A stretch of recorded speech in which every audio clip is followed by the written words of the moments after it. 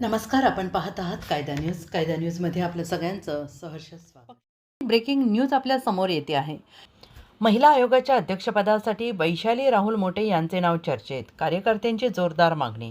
महाराष्ट्र राज्य महिला आयोग पुन्हा एकदा चर्चेच्या केंद्रस्थानी आला आहे.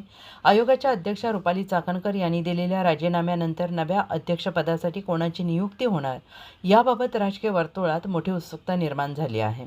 या पार्श्वभूमीवर वैशाली राहुल मोटे यांचे नाव आघाडीवर असल्याची चर्चा रंगू लागलेली आहे.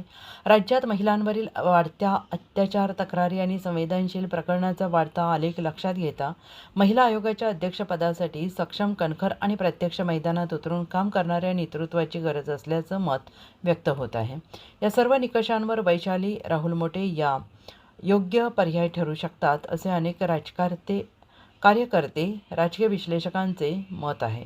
दरम्यान रुपाली चाकणकर यांच्या कार्यकाळात महिला अत्याचार प्रकरणांवरील सुनावणी, विविध जनजागृती उपक्रम आणि राज्यभरातील महिलांशी थेट संवाद साधण्यावर विशेष भर देण्यात आला होता.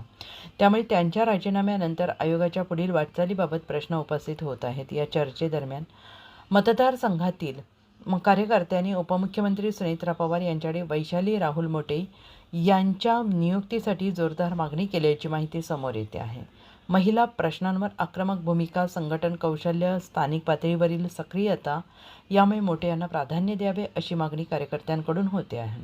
जर वैशाली राहुल मोटे यांच्या अध्यक्षपदी नियुक्ती झाली तर महिला आयोगाच्या कामकाजाचा नवी दिशा मिळेल आणि महिलांच्या प्रश्नांवर अधिक प्रभावीपणे लढा दिला जाईल अशी अपेक्षा व्यक्त केली जाते आहे. आता राज्य सरकार कोणावर विश्वास ठेवते आणि महिला आयोगाच्या अध्यक्षपदाची जबाबदारी कोणाकडे सोपवते याकडे संपूर्ण राज्याचे लक्ष लागून राहिले आहे. कायदा न्यूजचे प्रतिनिधी रावसाहेब गायकवाड, परंडा.